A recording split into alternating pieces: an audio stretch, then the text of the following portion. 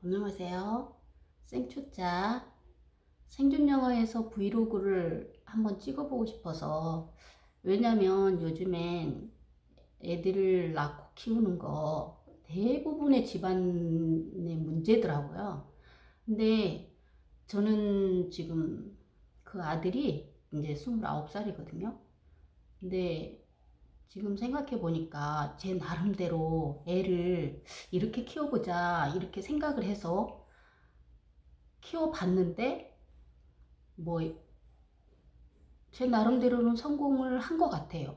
그래서 제 아들을 키워봤던 독특한 교육법을 한번 알려드리고 싶어서 영상을 찍게 됐습니다. 이제 애를 임신하고, 저는 애 임신했다는 걸 알 후부터는 도서관을 그렇게 다녔어요. 그건 이유도 없어요. 그냥 다니고 싶었어요. 그냥 책이 그렇게 읽고 싶었어요. 그래서 애 태어나기까지 도서관, 서점, 뭐 거의 그런 데서 살다시피 했거든요. 근데 저는 뭐 태교 같은 건 믿지 않아요. 왜 그러냐면, 뭐 태어나서 성장 과정을 다 겪어보고 난 이후에 결과가 나와야지만이 그 태교라는 게, 아, 효과가 있었구나 없었구나 이런 걸 알 수 있잖아요. 근데 저는 태어나기도 전에 애한테 뭐 이렇게 했다 그래서 그게 효과가 있었냐 이거는 잘 모르겠는데, 지금 생각해 보면 그것도 맞았던 것 같아요. 그래서 애가 태어나고, 저는 애한테 애라고 생각 안 해요. 그냥 한 사회의 구성원이라고 생각해서 애한테 애기한테 대하듯이 막 그랬던 건 아니에요. 그냥 하나의 인간 대 인간으로서, 그 꼬맹이가 말도 안 하고 그 누워있는 그 꼬맹이한테, 그래서 제가 알고 있는 세상사 이야기들을 들려주기 시작했어요.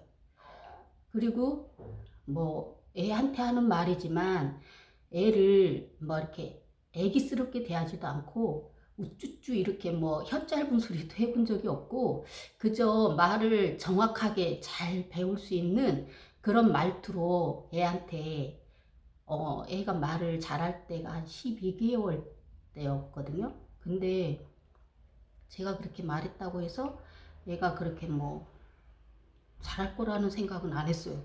그냥 제가 하고 싶어서 했던 이야기들. 그래서 얘는 항상 제 말을 듣고 살았어요.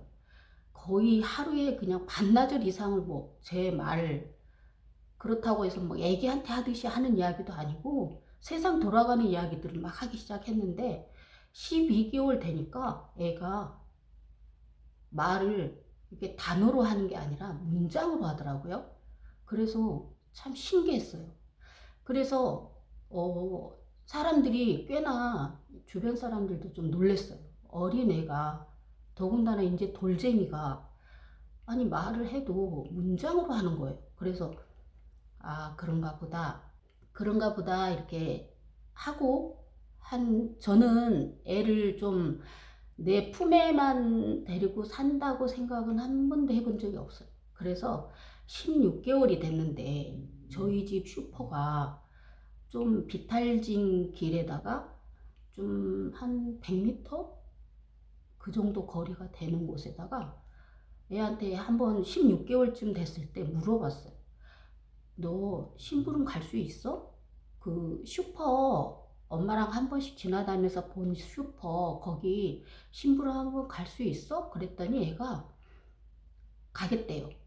그래서 그냥 처음에 비닐봉투에다가 그 4월 품목 한 두세 가지만 적고 돈이랑 딱 넣고, 이건 꼭 들고 가서 그 주인 아저씨한테 갖다가 보여줘야 돼 이러고, 그리고는 그래 한번 가보자. 그리고 아침에 시장을 이제 슈퍼로 보냈죠. 그랬더니 애가 딸랑딸랑 가는 거예요. 그래서 뒷모습을 따라갔어요. 그때는 그래도 골목길이고 찻길이 아니었기 때문에 제가 심부름을 보내기는 했는데, 어쩌면은 지금 16개월 된 애들 보면은 심부름을 보낸다는 자체가 신기한 일인 거예요. 근데 저는 왜 그랬는지는 모르겠지만 그렇게 한번 해보고 싶었어요. 얘가 안 간다면 안 보내줘. 근데 간다고 하니까. 그래서 보냈는데 얘가 슈퍼를 들어가는 거예요. 그래서 몰래 뒤따라가서, 그리고 애가 사갖고 딱 나오는 거 보고 또 저는 앞질러 갔죠. 그러기를 한 일주일 정도 해봤더니 애가 심부름을 잘하는 거예요. 그래서 심부름 담당이 됐었어요. 16개월부터. 지금 사람들이 어떻게 그럴 수 있냐고. 그 꼬맹이를 어떻게 내보낼 수 있냐고. 위험한 세상에. 근데 저희 애 지금 29살인데 뭐 그때나 지금이나 다 위험하기는 마찬가지예요. 뭐 그때는 좋았으니까 그건 아니거든요. 근데 저는 애를 조금 더 제품에서 좀 영역을 넓혀주고 싶었어요. 얘의 활동 영역을. 근데 애가 못한다고 하면 못하는데 다행히도 얘는 그런 말에 잘 따라와 줬어요. 근데 이제 문제는 10개월, 12개월 돌 때 말을 할 줄 아니까 주변 애가 이렇게 사설 유치원들이 있었어요. 어린이집, 유치원, 뭐 이런. 근데 제가 좀 신랑이 공부를 하고 돈을 잘 많이 벌어오는 그 상황이 아니었기 때문에 애를 그런 사설 유치원 이런 데 보낸다는 거 꿈도 못 꿨었거든요. 근데 12개월 되니까 애가 꼭 그게 지나가는 길에 여기를 꼭 다녀야 되겠다고 꼭 그렇게 우기는 거예요. 저 입장 되게 난감하고 난처하죠.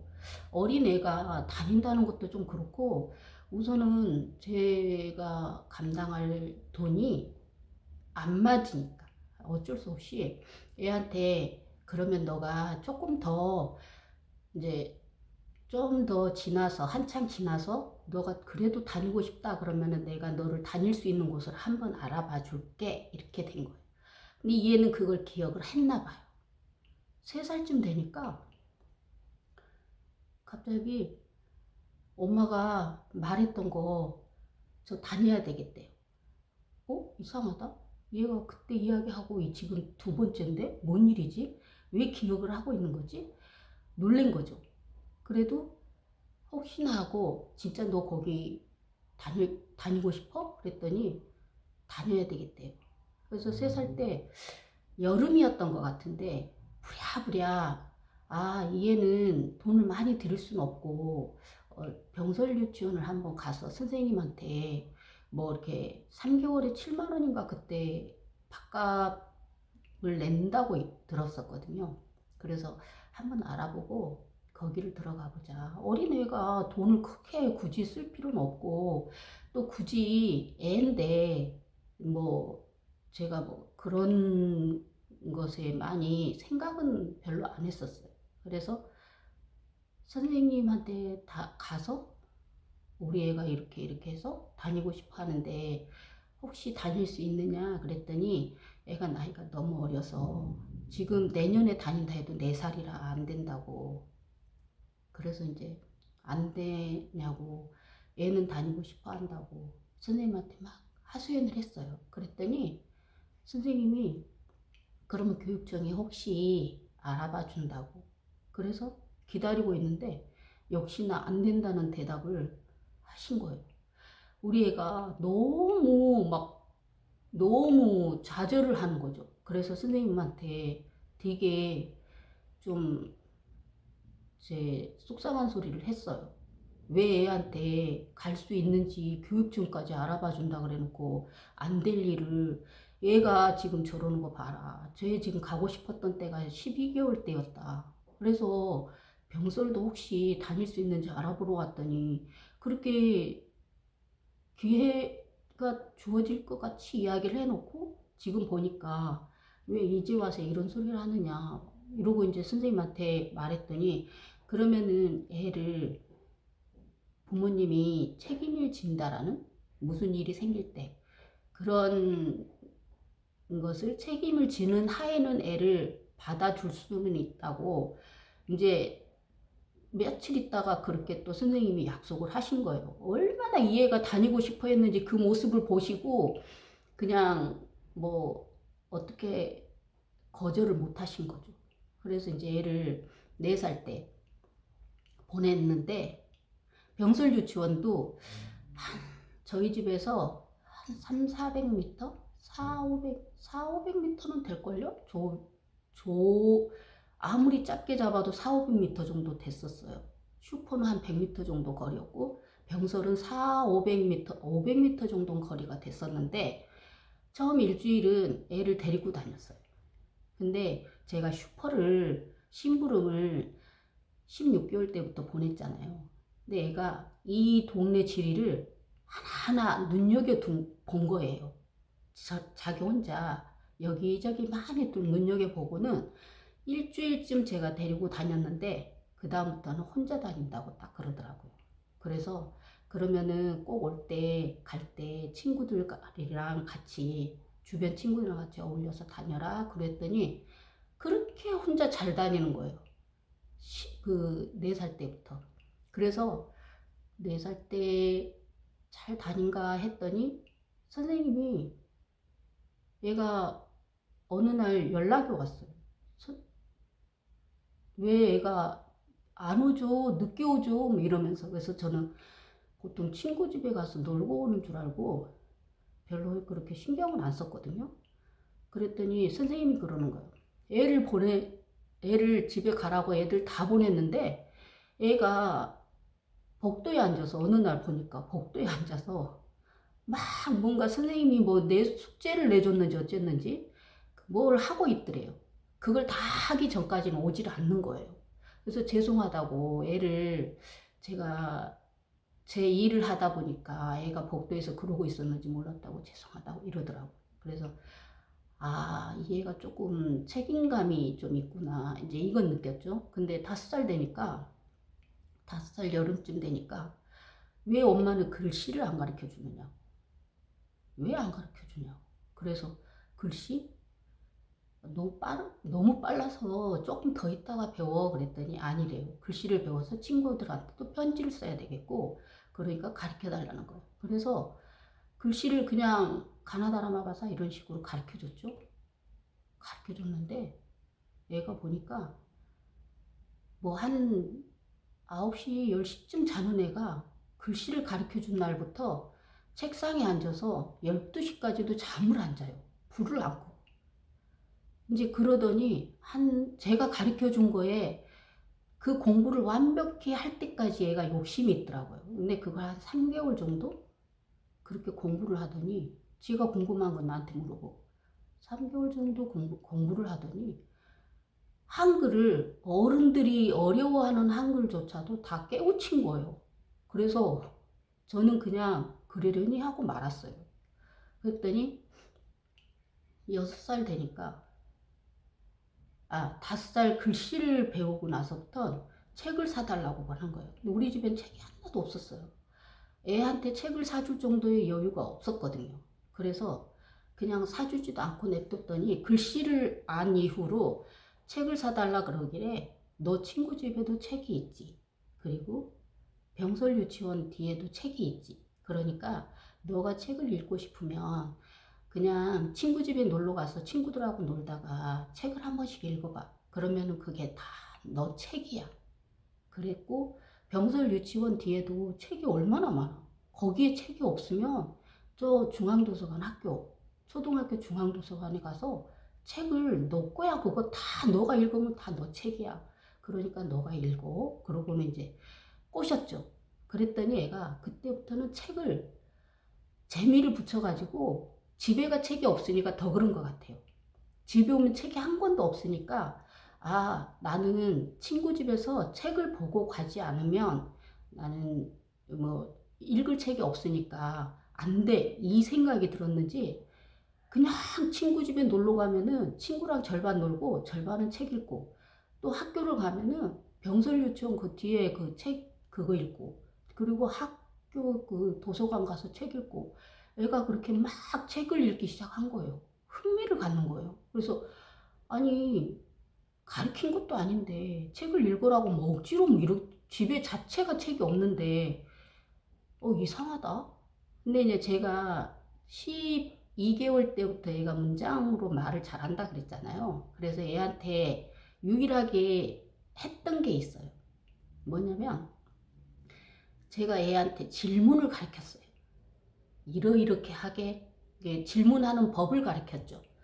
왜 그러냐면 사람들은 그냥 자기의 생각은 말은 해요. 근데 상대방 할 때 질문을 할 때 어떤 질문을 해야 될지를 모르잖아요. 그래서 처음에는 뭐 비가 왜 내릴까? 왜 내린다고 생각하세요? 막 그러면서 이제 얘한테 좀 질문을 12개월부터 시작을 하기 시작하고 그리고 내가 답을 하고 계속 그런 식으로 한 12개월부터 계속 그렇게 해왔더니 애가 질문이 난이도가 높아져요. 이게 보통 보면 엄마 저거 뭐야? 뭐 이런 식이어야 되는데 저는 제가 제 선에서 감당하기 어려운 질문들이 쏟아지기 시작하는 거예요. 더군다나 책을 읽고 나니까. 그래서 저도 애를 보려면 책을 많이 공부해야 돼요. 왜 그러냐면 그때는 애들을 키울 수 있게 뭐 이렇게 책들이 잘 나와 있는 건 아닌데 나와 있었어도 제가 못 봤겠죠. 그래서 이제 일반 상식 같은 책을 제 옆구리 항상 끼고 다녔어요. 그래서 책을 많이 봤어요. 그리고 애가 질문할 때마다 대답을 꼭 해줬어요. 정확하게. 그게 제 임무였어요. 그리고 질문하는 법부터 가르치고 그리고 제가 답을 하는 법도 가르치고 뭐 이렇게 저렇게 하다 보니까 책을 읽고 6살 돼서부터는 저보고 독일로 유학을 가고 싶다고 집에 재산이 얼마 있냐고 물어보는 거예요. 너무 황당해서 아니 이 조그만 애가 독일을 알고 이야기를 하나? 그러고는 그래 독일 가서 무슨 공부를 할 건데? 그랬더니 독일에 가서 어떤 공부를 할 것인지를 저한테 줄줄줄줄 꿰는 거예요. 그때는 어린애가 하는 말이라고 생각을 하기도 했고 무시는 못하겠지만 그래 너 말은 참고를 할게. 그 대신에 나이를 아직 너무 어려. 조금 더 커서 또 그런 생각이 나거든 한 번만 더 해줘봐. 이렇게 했죠. 그랬더니 얘가 그걸 기억을 하고 있었을 거예요. 나중에 보니까. 그래서 이제 그때부터는 좀 벅차지기 시작하더라고요. 그래서 이제 그리고 좀 욕심도 났고요. 애가 조금 틀린 애 같기도 하고 그래서 이제 한 7살 때 학교를 보냈어요. 왜 그러냐면 생년월일이 얘가 조금 뒤에 쪽이라 학교는 8살에 가야 되는 게 맞는데 애 하는 걸로 봐서는 어쩔 수 없이 학교를 가고 싶어 했고 그래서 선생님한테 입학 통지표 나오기 전에 학교를 찾아갔죠. 그래서 선생님 이 애가 학교를 다니고 싶어 하는데 좀 받아주셨으면 좋겠다고 그랬더니 통지표도 안 나왔는데 왜 애를 학교를 보내려고 그러느냐고. 그래서 실은 4살 때 병설 유치원 2년 다니고 어린이집 1년 가고 하다 보니까 7살 때 놀게 된다고. 그래서 갈 데가 없다고. 그래서 좀 여기 받아주셨으면 좋겠다고. 그러니까 그 선생님도 마찬가지로 애를 그러면 자기가 받아주기는 하겠는데 무슨 일이 생기면 부모가 책임지는 조건으로 그래서 보내게 됐어요. 그랬는데 애가 저희들은 이제 생일 때 보통 보면 뭐 게임기 이런 거 선물하잖아요. 그래서 생일 때 게임기를 선물했는데 우리 집에 책을 선물로 왜 안 해주냐고 애가 조금 틀려지는 거예요. 이상하다. 게임기를 갖고 노는 게 일반적인 일인데 이해처럼 뭐 책을 사달라고 한다는 것은 좀 이례적인 일이기도 하고 그래서 이제 어찌됐든 게임기 사주고 혼난 적이 한 번 있어요. 그래서 그 다음에는 해리포터 그 책 그걸 사주고 얼마나 저희들이 막 마음이 막 행복했는지 몰라요. 애가 너무 좋아하는 거예요. 책을 사줬다고. 그래서 이제 애가 유학을 간다고 6살 때 이야기를 했잖아요. 그래서 이제 뭐 산수 같은 거 이런 것을 더하기 빼기 이런 게 숫자가 6살 때부터 가르쳤는데 애가 꽤나 범위가 넓어지는 거예요. 근데 너무 제가 욕심을 부려서 얘가 질릴 만큼 제가 좀 가르친 적이 있어요. 저는 선생님한테 의지를 안 하고 제가 할 수 있는 영역은 제가 해주는 게 좋다고 생각했어요. 그래서 기초 같은 것은 처음에 지가 원할 때, 그 본인이 원할 때 가르쳐야 된다고 생각해서 얘가 그래서 국어 그 한글 깨우침도 자기가 원해서, 그러니까 더 열심히 하고, 이제 근데 산수 같은 수학 같은 경우는 제가 얘가 조금 원했는데 저는 과하게 해줘 버려가지고 빨리 질리더라고요. 그래서 그냥 손을 빨리 놨어요. 아, 안 되겠다. 얘한테 너무 무리다. 그래서 얘 좀 나이 좀 커서도 수학은 그렇게 막 좀 많이 싫었다고 하더라고요. 지치게 해서. 그런데 영어는 제가 학교에서 뭐 ABCD 이렇게 배우잖아요. 근데 저는 읽는 법을 가르쳤어요. 묶어서 이거는 무슨 발음 나오고 이건 무슨 발음 나오고. 그랬더니 애가 제법 공부를 한 2학년 때 제가 그때 가르쳤거든요. 왜 그러냐면 3학년 때 영어 공부가 시작된다 그러니까 아, 얘한테는 그냥 영어 공부를 조금씩 간단하게 가르쳐 주자 했더니 얘가 그냥 배우기만 했거든요, 저한테. 그래, 저는 이제 영어 공부를 얘가 혼자 잘하는지 못하는지는 생각을 안 했죠. 근데 6학년 되니까 갑자기 우리 집에 돈이 얼마나 있느냐고. 유학을 가야 되겠다고. 어디로 갈 건데 했더니 독일로 가야 되겠다고. 6살 때 들었던 말을 6학년 되니까 또 듣고 있는 거예요. 그때는 진짜 심각했어요. 아, 얘 이렇게 말할 때는 자기가 하고 싶은 이야기를 큰맘 먹고 하는 이야기인데 우리들이 무시하면 안 되겠구나. 그런데 이 어린애를 데리고 독일까지 갈 수도 없잖아요. 그렇다고 보낼 수도 없잖아요. 뭐 아빠가 공부한다고 돈을 많이 못 벌어오고 이랬던 상황이라 더군다나 저희들이 굉장히 힘들고 그때 그의 지금 그 6학년 때는 이제 직장 잡은 지가 얼마 안 되거든요. 직장 잡은 지가 얼마 안 돼서 뭐 애가 유학을 간다라고 말을 할 줄도 몰랐고 꿈도 못 꿨는데 그렇게 된 거죠. 안 되겠다 싶어서 이제는 신랑이 놀란 거죠. 직장을 다니고 있다가 아, 얘가 두 번째 이야기잖아요. 그래서 안 되겠다. 신랑이 그때 나이가 좀 어렸으니까 직장 생활 하다가 내가 얘 중학교 때 유학을 먼저 갈게. 그리고 나서 애를 불러야 되겠다. 이제 그렇게 약속이 된 거예요. 그렇다고 돈을 막 모아둔 것도 없긴 한데, 아, 근데 아빠가 왜 유학을 가느냐고 이 애가 언성이 말도 못했어요. 진짜 막 자기는 유학을 가려고 공부를 준비를 다 했다는 거예요.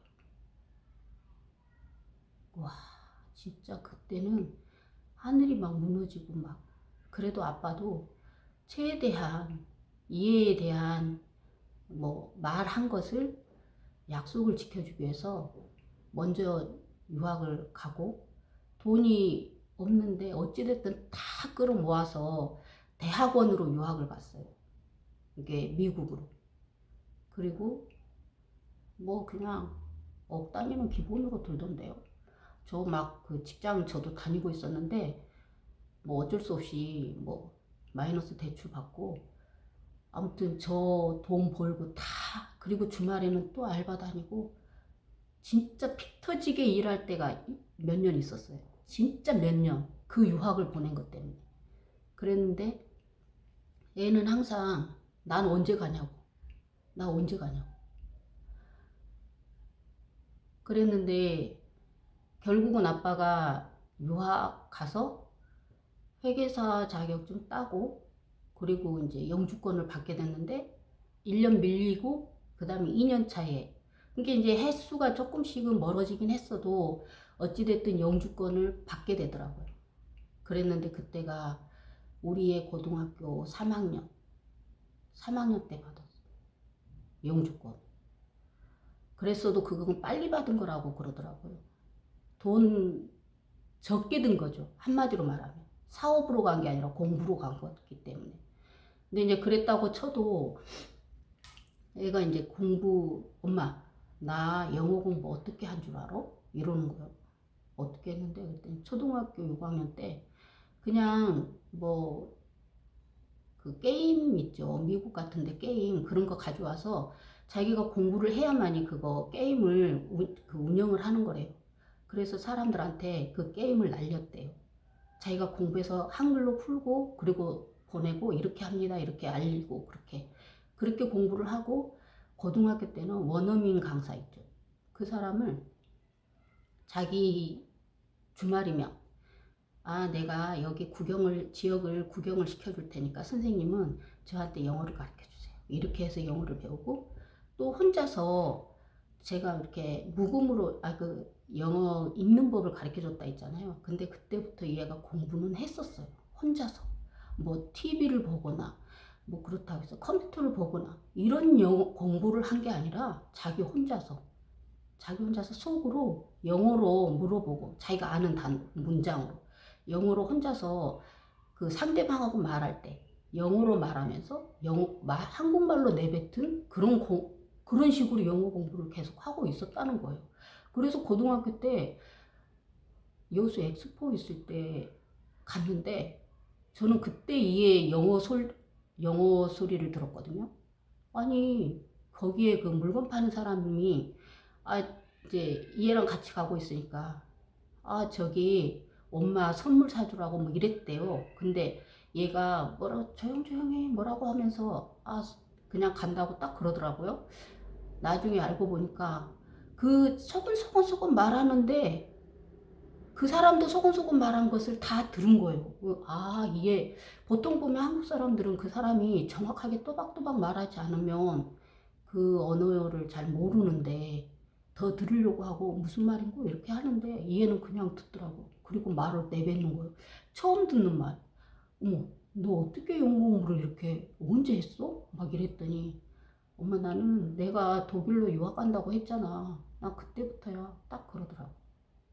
저는 얘를 제 그냥 독특한 교육 방식으로 애를 뭐 제가 제 나름대로는 키웠지만 다른 사람한테도 그거는 맞다고 말을 할 수 있는 건 아니에요. 그냥 저는 제 아이를 이렇게 키웠어요. 그리고 고등학교 졸업하고 1년 쉬고 영주권 때문에 이제 얘가 20살 때 미국에 들어갔죠.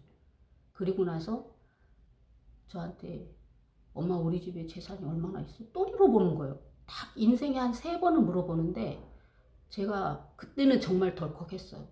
이미 아빠 유학 자금으로 다 써버리고 하나도 없는 그런 상태에서 애한테 할 말이 없는 거예요. 애는 계속 3번을 물어봤잖아.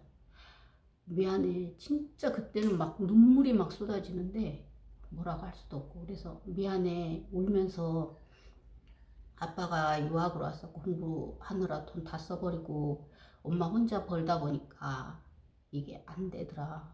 너한테 어떻게 해줄 수 있는 방법이 하나도 없어. 그냥 어떡하지? 이제 그러고만 딱 끝났는데 거기 들어가서 1년 만에 군대를 갔다는 거예요. 이제 처음에 너가 학교를 가려면 어디를 생각하고 있는데 그랬더니 조종사, 비행기 조종사 그 학교를 생각하고 있다고. 미안하다고. 돈 없으니까 학교는 못 들어간다고. 대신에 뭐 조종사는 못 돼도 비행기 뭐 이렇게 고치고 이런 거 그런 정비 같은 거 하는 거 그런 건 어때? 이제 이렇게는 말했거든요. 왜 그러냐면 조종사는 세계 뭐 어느 나라 다 가야 되고 자기 집 가족을 같이 재밌게 보내고 싶어도 못 보내는 그런 경우도 있으니까 저는 이제 그걸 이야기를 해줬더니 알았다고 이러더니 1년 있다가 비행기 그 정비하는 헬리콥터 정비하는 그런 군대를 들어간 거예요.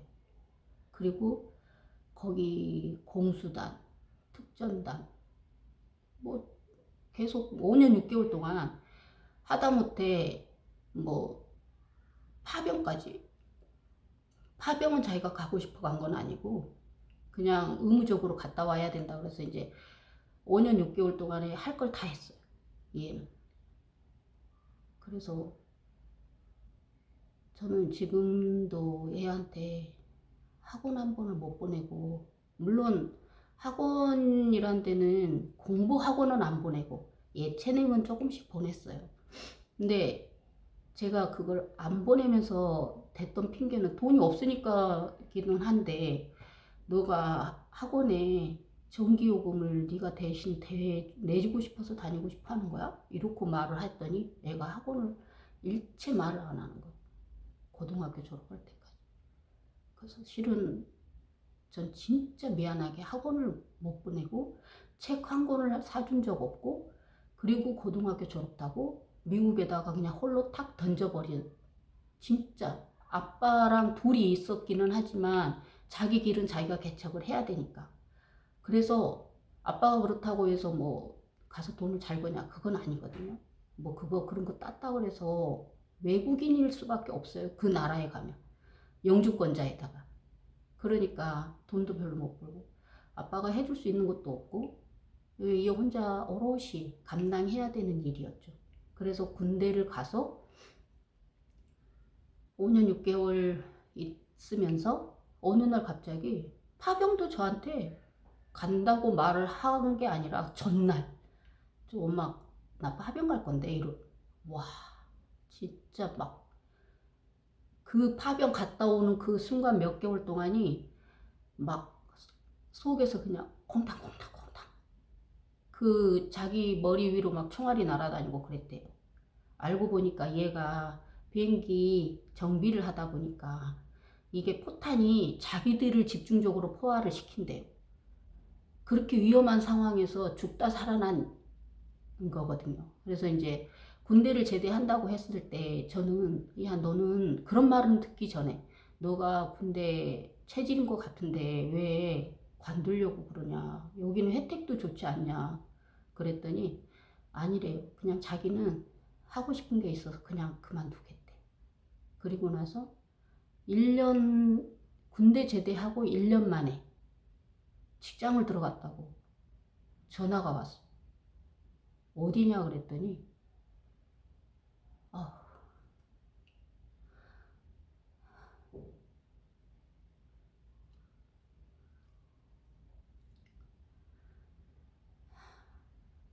너무 업된 마음에 마이크로소프트사를 들어갔대요.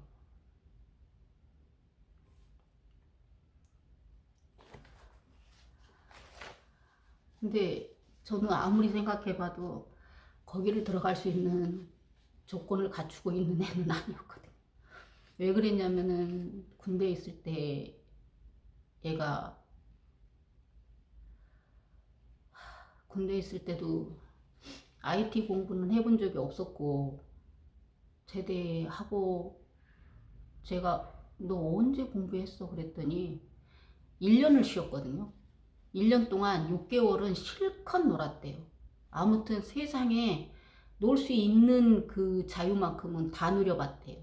군대를 제대하고 6개월. 그리고 6개월 동안 IT 공부를 했대요. 그리고 마이크로소프트사에서 운영하는 사이버 대학 그런 학교를 다녔나 봐요. 6개월 동안. 그랬는데 그 다니고 있다가 그 운영하는 그 학교에서 이해가 유일하게 된 거예요.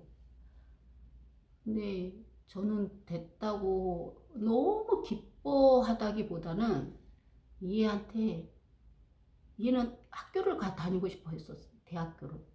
대학교를 다니고 싶어 했는데 그 시기를 다 놓쳤잖아요. 군대를 가고. 그리고 이제 작년 8월 달에 워싱턴으로 회사에 입사를 했는데,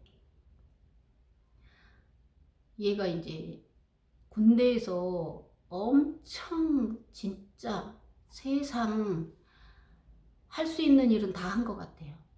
이게 뭐 봉사고, 그 군대에서 할 수 있는 뭐 앞에 나가서 그 미국 국가도 부르고, 그리고 예전에 오바마 대통령이었을 때 비전으로 이란 따라가기도 하고, 그 군대에서 모든 이게 얘한테 마이크로소프트사에서 IT는 그렇게 막 이제 초보여도 부르게 된 계기라고도 하더라고요. 그리고 인터뷰를 화상으로 했는데 코로나 때문에 아무튼 엄청 준비를 많이 했다 그러더라고요. 왜 그러냐면 자기를 어필을 해야 되니까. 근데 이에 제가 말했잖아요. 이에 특기가 책도 너무너무 많이 읽었고 걸어다니는 뭐 백과사전이라고 소문날 정도로 책도 뭐 대학교 졸업한 사람은 아무것도 아니에요. 얼마나 책을 많이 읽었는지.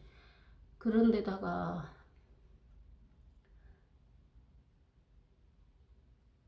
책 읽은 효과도 있었고 질문을 잘한다 그랬잖아요. 제가 질문하는 법을 가르쳤다 했잖아요. 얘가 말을 정말 12개월 때부터 말을 잘했다 그랬잖아요. 근데 얼마 전에 얘랑 통화하면서 엄마, 나는 어렸을 때부터 말을 잘한다 그랬잖아. 근데 나는 말을 어떻게 하면 더 잘할까? 굉장히 노력을 많이 했대요. 그랬는데 이게 인터뷰에 그 미국 그 마이크로소프트사에서 완전 표준이라고, 다른 직원들이 들어오면 이 사람처럼 해야 된다고 말을 들을 정도로 인터뷰를 4번 화상, 이게 이제 고등학교밖에 졸업 안 탔고 기껏 해봤자 뭐 마이크로소프트사에서 운영하는 뭐 사이버 대학 거기 좀 다녔을 뿐이니까 회사에서는 얘를 리스크를 안고 간 거예요. 내가 니를 몇 개월 동안 가르쳐 주마. 대신에 그동안에 해서 너가 일을 할 수 있게 한번 해보자. 그렇게 해서 회사를 들어가서 지금까지 잘 다니고 있어요. 얘가 일주일이면은 팀장한테 자기가 궁금한 걸 다 몰아가지고 말을 한대요. 이게 조금, 저는 애를 조금 독특하게 키우기는 했는데 자신있게 막 잘 키웠다라고도 말할 수 있는 입장은 아니거든요. 지금도 애한테는 미안하고. 왜 그러냐면은 애가 항상 하는 말이 있었어. 다른 집은 전부 다 아빠를, 아니 자식을 키우려고 애를 쓰는데 우리 집은 아빠를 키우려고 애를 쓴다고. 근데 아빠보다도 이 애가 더 잘 됐잖아요. 근데다가 얼마 전에는 막 아마존에서 스카우트제의 받았다고. 저는 그런 말을 들으면 들을수록 진짜 막 마음이 미어지게 터져요. 이 애한테 너무 미안해서. 이 애가 막 밝으면 밝을수록 이 말을 하면 엄청 막 밝게 하거든요. 근데 그게 말을 밝게 하면 밝게 할수록 제 속이 막 얘한테 해줬던 건 하나도 없는데, 물론 다른 부모들은 이렇게 애를 가르치거나 이렇게 교육을 시키는 부모는 없을 거예요, 아무도. 근데 저는 이렇게 했어도 정말 개천에서 용난 케이스예요, 얘가. 진짜로 20살에 미국을 가가지고 원래 이 애가 원어민이었냐고 말을 들을 정도로. 지금은 뭐 이제 스페인어도 공부하고 있고 뭐 일본어도 공부하고 있고 뭐 이렇게 언어적으로는 좀 자기 말로는 타고났다고는 하는데 얼마나 많은 노력을 했는지에 대한 생각을 하면 우리 아들한테 진짜 미안하고 정말 사랑해.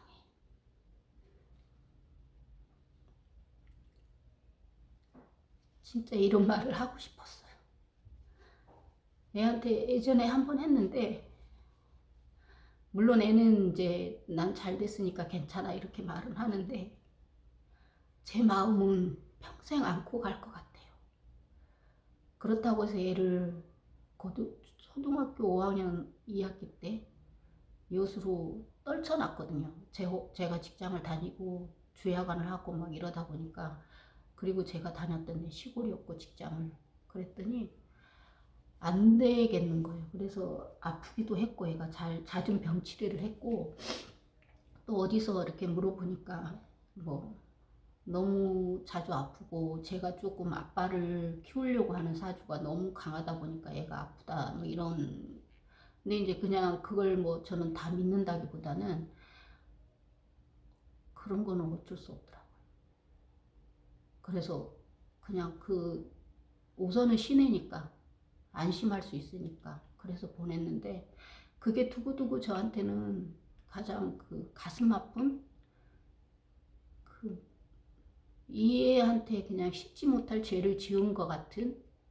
그리고 고등학교 때까지 그렇게 떨어져 살았으니까, 고등학교 떨어지고도 지는 미국 가서 살고 있으니까, 이제 29살인데 진짜 마음은 아파요. 그리고 애한테 너무 미안하고. 그렇지만 내 분신이니까 그냥 떨어져서 말은 할 수 있는 게 아니잖아요.